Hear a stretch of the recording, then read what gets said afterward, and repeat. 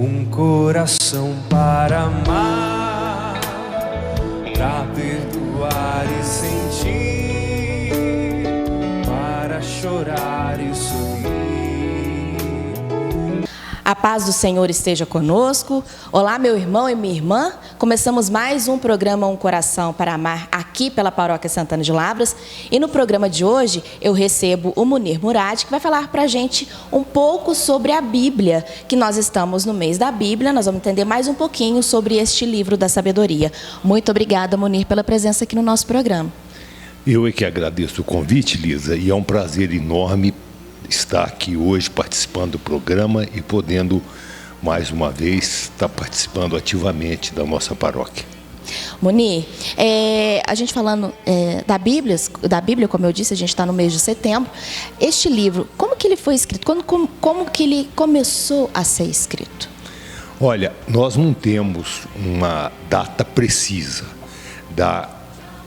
exatamente em que ano, mas foi mais ou menos, existe duas linhas de pensamento, Lisa. Uns afirmam que foi por volta do ano 1100 a.C., outros autores falam que 1460, mais ou menos, antes de Cristo. Esses anos, embora pareça muito, na história, em 2000 anos, a diferença é insignificante, entendeu? Então, não tem muito problema, não. E o primeiro escrito também, há divergência. Alguns autores falam que começou pelo livro de Jó, outros pelo livro de Juízes, na parte em que existe um cântico chamado Cântico de Débora. Ao contrário do que muita gente pensa, o primeiro livro não foi o Gênesis. Olha, qual livro foi? O de Jó ou o escrito de Débora. Ah, tá, você acabou de dizer que as pessoas falam que era o de Gênesis, mas é de Jó, então. O de Gênesis foi escrito posteriormente, entendeu? Mas como ele tratava da criação, ele foi colocado em primeiro lugar. Olha só como que a gente tem que ler para a gente entender, tem que estudar, né, Munir? E falando de estudo, como que a gente pode fazer uma relação da nossa história com a Bíblia? Os fatos, porque o que acontece? A Bíblia não é um livro de história, é um livro essencialmente de religião. Pelo menos nós católicos enxergamos dessa forma. Ela nos interessa só e exclusivamente por narrar no Antigo Testamento a origem do Messias, do prometido. Para nós, se tirar as promessas do Messias do Antigo Testamento e a realização dessas promessas no Novo, o livro não tem significado nenhum.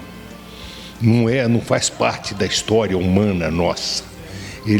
A história que ele narra é a história do povo judeu. Mas, como Jesus era judeu, o Messias era judeu, então interessa para nós a narrativa da vida dele. E aí nós lemos e podemos estudar. Com relação aos dias de hoje, todo o ensinamento de Jesus no Novo Testamento e as revelações que Deus faz no Antigo são aplicadas normalmente no nosso dia a dia. Então você vai achar lá a frase, não matarás. Não é só para aquela época, ela serve para hoje.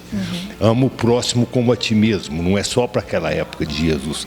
Nós temos que aplicar isso hoje. Então, são coisas que são renovadas e sabedoria eterna, que não muda nunca. Então, se aplica em qualquer tempo, a qualquer hora. E como que ela foi escrita, Munir? Foi escrita não por uma pessoa só. Ela levou mais ou menos 1.400, 1.500 anos para ser formada. Foi sendo escrita aos poucos. Começou o Antigo Testamento, praticamente é todo escrito em hebraico, que era a língua dos judeus daquela época.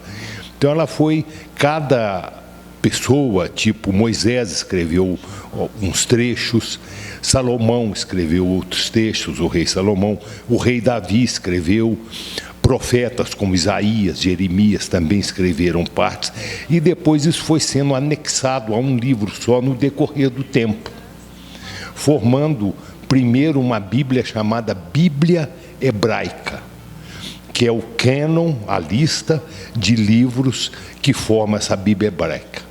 Posteriormente, houve uma tradução do hebraico para o grego. Essa tradução foi feita em Alexandria. E nessa tradução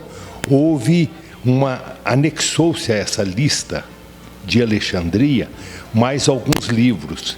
Então formou uma Bíblia chamada Bíblia dos 70, que é a base do estudo da religião católica. Ela é o que a religião católica segue como oficial, é essa Bíblia dos 70, que foi a tradução dos originais para o grego. A gente tem algumas versões da Bíblia, Bíblia de Maria, Bíblia de Jerusalém. Há diferença nos textos, Munir? Não, os textos são idênticos. As pequenas diferenças que existem são diferenças de tradução. Algumas editoras acharam por bem fazer uma Bíblia com vocabulário mais simples, para ter mais acesso, para as pessoas poderem entender melhor. A outras mantiveram a fidelidade ao texto original, mas nenhuma tradução alterou a história, ou alterou o fato, ou alterou o sentido de cada frase que existe nela, nem do Antigo nem do Novo Testamento. A parte do Antigo Testamento é a parte que relata até a chegada do Messias, e o Novo Testamento é a parte da história.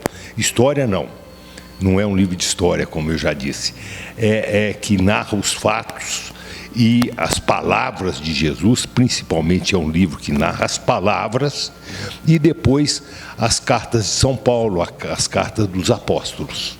Para quem deseja iniciar um estudo bíblico, Munir, qual que é a Bíblia, como você disse, que as explicações as pessoas conseguem entender mais? Tem uma Bíblia direcionada para quem vai iniciar num curso bíblico, por exemplo? Nós fazemos um curso na segunda-feira aqui na paróquia. Ele começa às 7h30 e termina às 9h impreterivelmente. O pessoal usa muito a Bíblia da Ave Maria, que é uma tradução muito boa, que é a tradução da Vulgata. A Vulgata é a tradução da Bíblia grega para o latim. Foi São Jerônimo que fez essa tradução. Então ele recorreu aos escritos antigos, foi para uma caverna, ficou vários anos em isolamento para conseguir fazer essa tradução. E ela é muito fiel. Então essa Bíblia é muito boa, a tradução da Vulgata. E a Bíblia de Jerusalém também é uma Bíblia excelente, uma Bíblia inclusive para estudo, é uma Bíblia muito completa. Então a gente tem elas e tem as outras. Não posso te dizer que uma é melhor do que a outra, não. Todas servem, todas narram a mesma coisa, igual eu te falei, vai do gosto de cada um. Algumas pessoas acham o palavreado, por exemplo, da Bíblia de Jerusalém mais fácil de entender, outros acham que da Ave Maria muito mais fácil. Isso é pessoal, mas elas dizem a mesma coisa, a gente pode estudar da mesma forma. Falando em estudo, qual que é a importância de nós cristãos entendermos mais sobre a Bíblia, Munir? Houve uma época, porque nós temos duas coisas. A primeira é que a Bíblia formada como ela é hoje, ela foi oficializada pela Igreja só no Concílio de Trento em 1545. Aí nós temos a Bíblia, os livros todos como eram. Mas a aglomeração desses livros começou a ser usada oficialmente em 325, chamado Concílio de Nicéia. A Igreja Católica, a Igreja primitiva, ela existe antes da Bíblia. As cartas, os evangelhos foram escritos por volta do ano 40, o Evangelho de São Mateus entre o ano 40 e 50 depois de Cristo, o Evangelho de São Lucas foi escrito posteriormente, o Evangelho de São João foi escrito no ano 100 depois de Cristo. Algumas cartas de São Paulo foram escritas antes também, mas todos depois da morte de Jesus Cristo.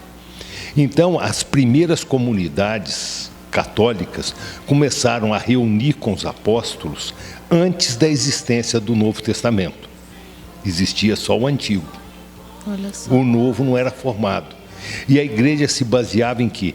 Nos ensinamentos de Jesus e no testemunho dos apóstolos, que tinham escutado a palavra de Jesus e transmitia nas reuniões. Com o passar do tempo, para não se perder esse ensinamento, foi se escrevendo. E não se escreveu só os 4 evangelhos, escreveram várias narrativas do que Jesus ensinava. A igreja, em concílios e em testemunha, e baseado nas testemunhas das pessoas que viveram a época, selecionou os 4 evangelhos, esses que nós temos, que são Mateus, Marcos, Lucas e João, e as cartas de São Paulo, de São Pedro, de São Tiago, que fizeram parte do cânon católico.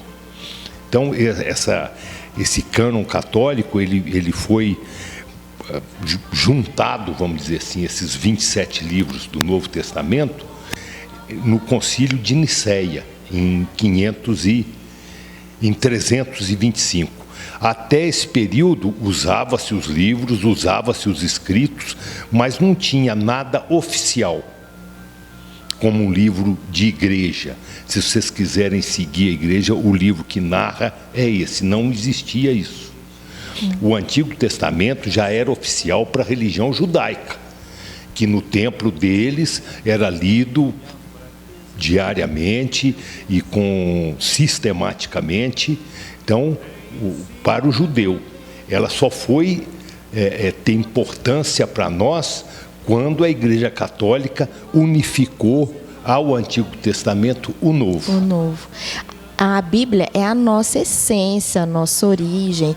É ali que mostra os passos que nós cristãos devemos seguir, não é, Moni? Ali está, como que eu posso dizer, o que Jesus pede para que nós o sigamos, da forma que Ele diz que para a gente chegar à santidade.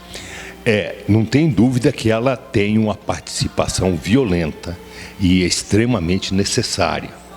Mas nós católicos, igual eu falei com você, nós começamos a nossa religião antes da Bíblia. Então eles viviam essa mesma santidade, essa mesma norma que existia, baseado no testemunho dos apóstolos. Esses 12 apóstolos deram origem à igreja. Então hoje, além do ensinamento da Bíblia, nós não podemos desprezar o ensinamento da igreja, chamada tradição da igreja. Essa tradição existe até hoje e se trata de fatos que não estão narrados na Bíblia. Deixa eu te dar um exemplo. A Assunção de Nossa Senhora não é narrado na Bíblia. Não. E nós acreditamos que ela foi assunta ao céu por tradição, pelo que o apóstolo e os outros seguidores, substitutos dos apóstolos, viram, presenciaram o fato. Então essa narrativa passou oralmente até hoje. É a nossa tradição. Ela é de antes do escrito da Bíblia, do escrito, principalmente do Novo Testamento, é lógico. Ela é de antes disso. Então nós seguimos, unimos essas duas coisas, a tradição da igreja com o ensinamento bíblico. Um não contradiz o outro de forma nenhuma. A igreja, quando ela anexou esses livros do Novo Testamento aos do Antigo, ela fez um negócio para ficar harmônico, com sentido, e foi seguir essa tradução grega, chamada tradução dos 70, porque quando eles foram ver os escritos dos apóstolos, dos evangelhos, as citações que Jesus fala do Antigo Testamento, mais de 300 citações que ele fala, está escrito na Bíblia dos 70.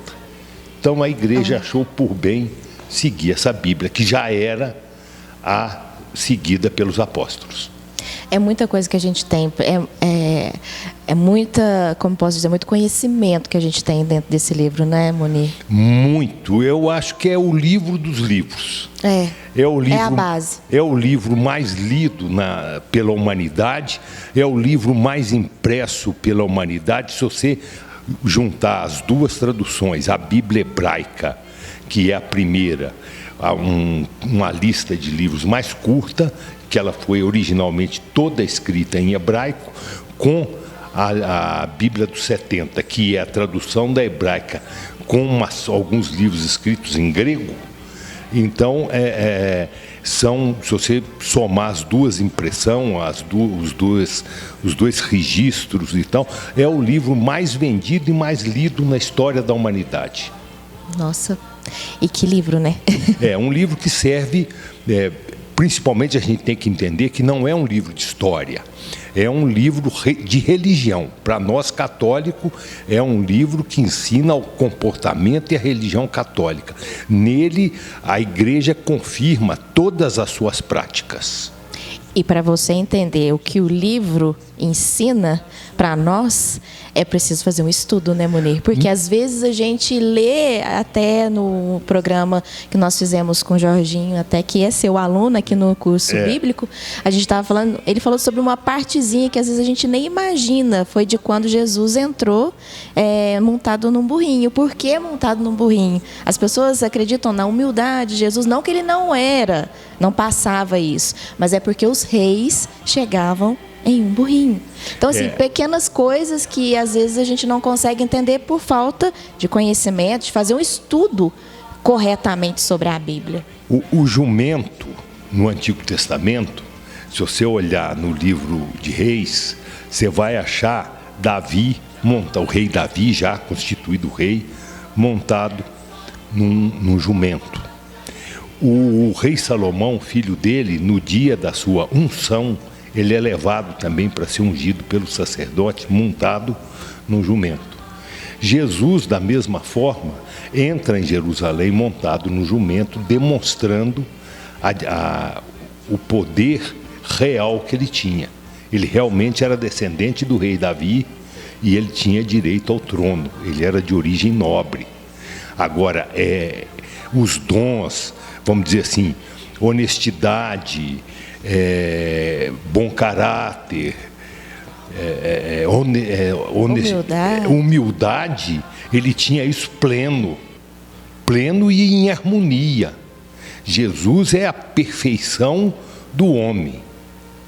Então ele tinha tudo isso. Então ele era humilde quando se fazia necessária, ele era honesto, ele falava a verdade, ele passava o ensinamento de Deus para nós.